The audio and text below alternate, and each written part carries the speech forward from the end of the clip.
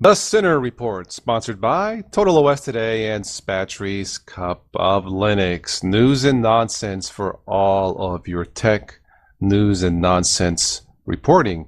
Spatry, what's up? Oh, sorry, I forgot to hit the button. Ha ha ha ha ha. Yeah, doing pretty good, doing pretty good. Lots of good things coming to the Couple Linux show, and you forgot to mention the Linux distro community. Thank you, Voltum and the Linux distro community for having us here, and it's good to be here. And Total West Day, what do you think of that video I put out? That the one that was Linux does what Win don't. It was very traumatic, and I'm still taking those pills. Thank you. I understand you're going to be making a rebuttal soon. Oh, yes, you can bet on it based on my experiences, and I will attempt to, strike down mostly what you said. Probably will fail miserably, but hey, it's all in good fun, right? Now, what was this security through obscurity thing you were talking about earlier? There was a comment by a viewer or subscriber, and he says, Linux is secure through obscurity. Linux is secure because nobody knows about it. And I'm assuming he meant desktop users. And he says something like, 100,000 people trying to break into a bank will get there faster than one guy trying to break into trying to steal a bicycle. I'm like, okay, I get it.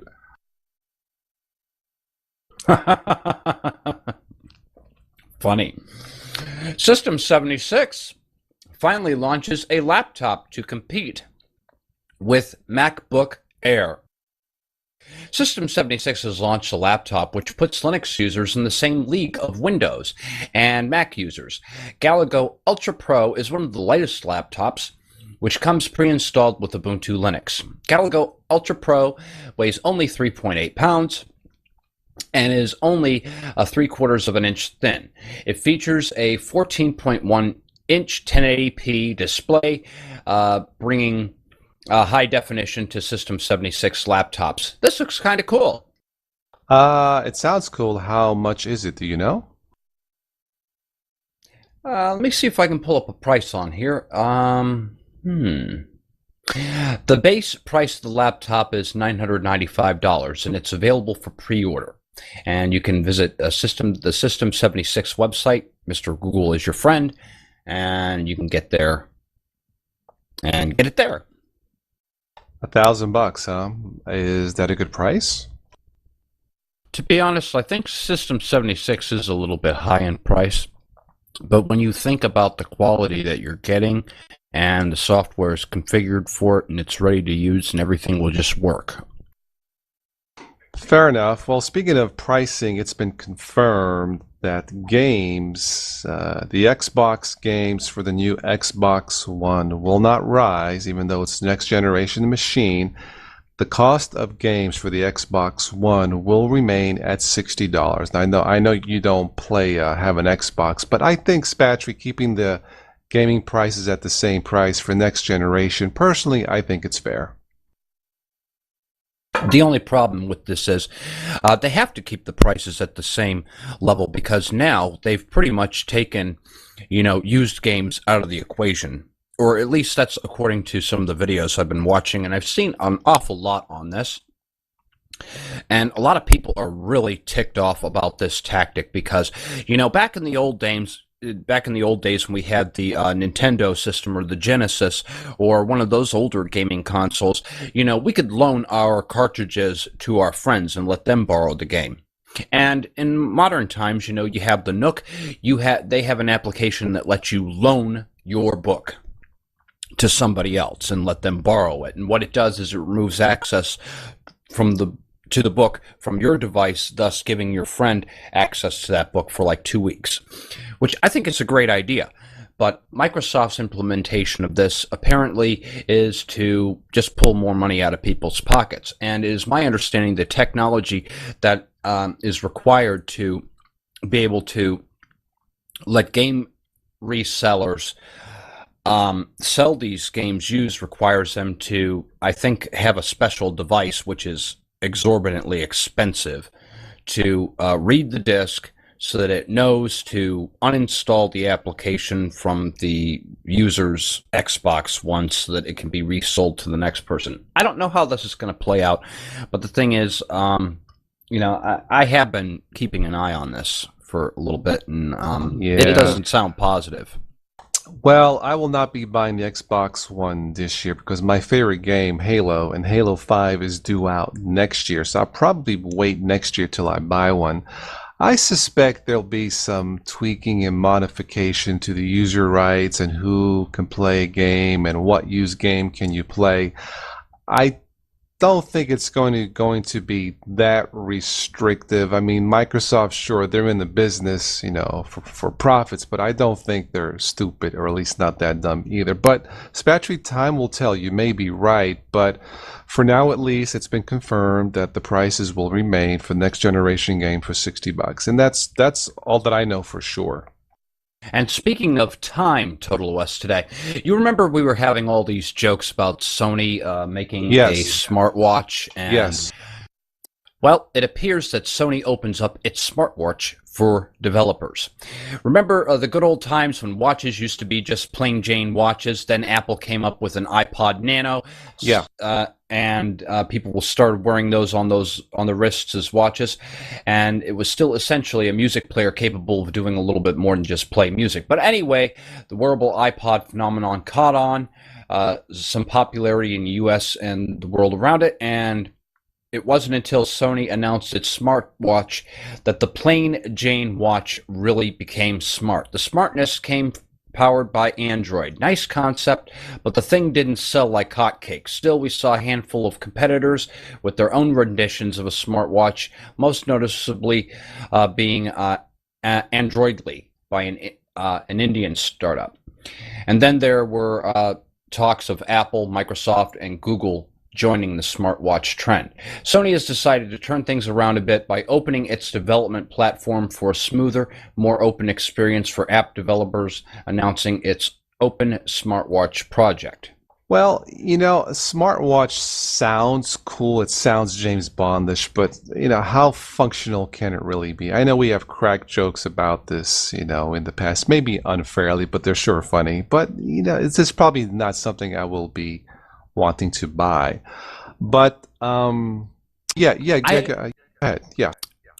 I still say they need an attachment that will allow you to measure certain Will health you stop already? characteristics, like Yes. Oh, like your heart rate, of course. or to check and see if your wife is pregnant, or some other health Well, characteristics. well, well, then it would be really smart. Ho ho ho. But no, I was gonna say, Acer, they make the top-selling Chromebooks on Amazon, of course, powered by Linux, right? Yeah, the Chrome OS. Well, apparently one of the representatives of Acer released a statement saying, and I quote, "We'd love to do a Windows 8 handset. Trouble is, no one knows about it. Windows 8, that is." And I've talked about this in the before. One of my friends has a Windows 8 Fine. It's fine on a phone and on a tablet. It needs some tweaking on a desktop. But we've talked about a little bit about Microsoft in the past, and I think where they botched it in terms of marketing is not marketing a 7-inch tablet to the masses, because that would have been terrific word of mouth, advertising. It wouldn't cost them anything, and if it actually existed and it worked, maybe they could sell more Windows 8 phones. But as it stands now, I think the Windows 8, at least on a phone, I'm not sure about its future. Well, the problem with this is Microsoft, and this is tying into my story. Interestingly enough, how our stories are just tying into one another here. But the problem with this is Android got a good firm foothold on the market, and Microsoft came into the game too late. Everybody loves Android, or they love their iOS, and to be honest, when you look at them side by side at a retailer, for instance, I was at Tiger Direct, and I was looking at these mobile devices side by side, and the thing is, the Android device looked better. than the Microsoft device, at least in my opinion. Yeah. And the thing is, people are going to look at the product on the shelf and they're going to pick what they think looks better to them, something that they like better, and that sort of thing. And it's interesting that because your story is leading into my next one here, the EU to probe Google's below-cost licensing of Android, courtesy of Microsoft Nokia. Now, Microsoft, the company which created abusive monopoly in the PC desktop space and did not leave any room for a single player to breathe and survive for almost 3 decades, is now crying wolf when competitors are doing better.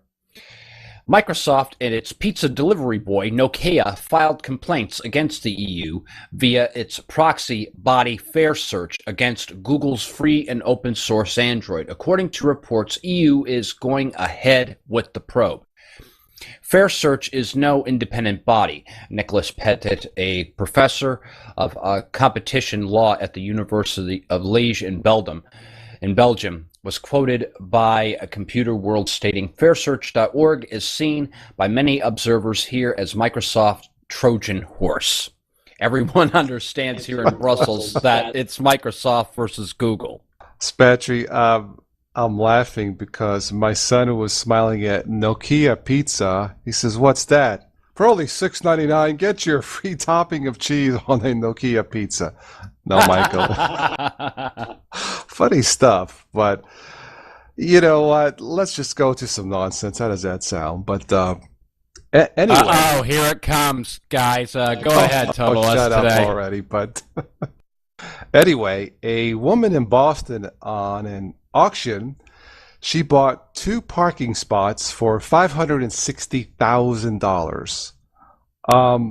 Ma'am, they're parking spots, not actual parks. I don't know if that was made clear in the contract, but that's true. She paid them.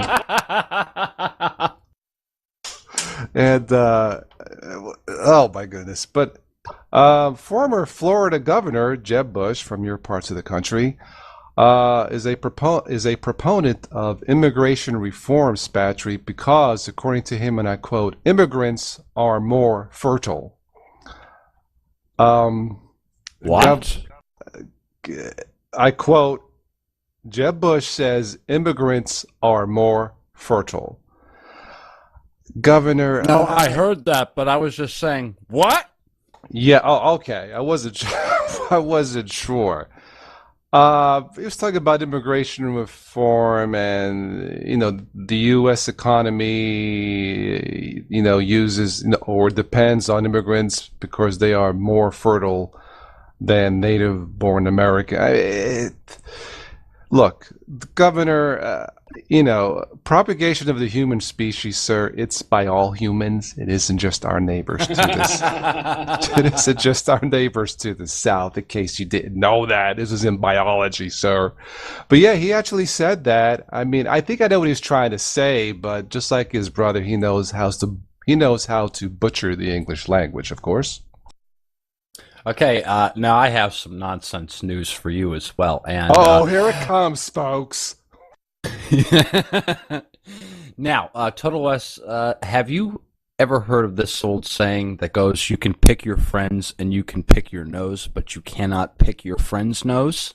I heard it now. Well, check this out. If you catch a child with a finger up their nose, you probably discourage it. But could the nasty habit of nose picking and eat it being more sanitary and even health beneficial than we have been taught? A biochemist from the University of Saskatchewan has theorized that nasal mucus, commonly known as boogers, has a sugary taste that's meant to entice children to have a snack. But this may actually help introduce pathogens into the child's immune system that will strengthen their body's natural germ defense. Other experts believe this theory, which has yet to be tested, doesn't necessarily hold water, since some people swallow nasal secretions every day, even in their sleep, even if they don't eat their boogers. Great. Let me just go to my local restaurant with my son and see half a dozen kids picking their nose as they're eating their fettuccine. Thanks. Yeah. I don't think so. I figured you'd probably enjoy that. Are we done now? Yeah, on that low note, yeah, I guess we're done. Yeah.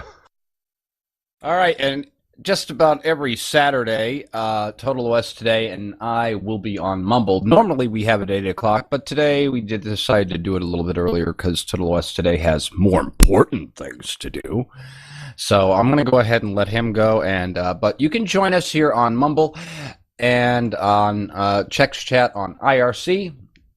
And we plan on being here every week, possibly. Are we going to be here every week, or when are we going to be here? We will, excuse me, I have to clear up my nose. Okay, no, but yeah, we will try to do these center reports. They're actually the Sunday night news and nonsense report for those newbies or new people, new listeners. Sorry, who are listening, but sometimes we'll do them Saturday nights, Monday nights. We should just call these the Minner report, the Twinner report, but no. Yeah, if we can't do these Saturday nights, we can definitely do these Sunday nights for sure. I think that's how this started last year. But if we can do these live Saturday night, fine. If not, I'll try to be here every Saturday. But usually, the summertime, if the weather's nice, I like to be outside, when it's not raining. But if not Saturday night, we can certainly do these on a Sunday night. So yeah, that sounds good. Okay, yeah, so make sure that you set your calendars for those times that Total OS Today describes so that you can be here in person as the show is being recorded. And I'm going to leave you guys with, it's not how you pick your nose, it's where you put the boogers. Oh my God, sir, I don't know you. Bye.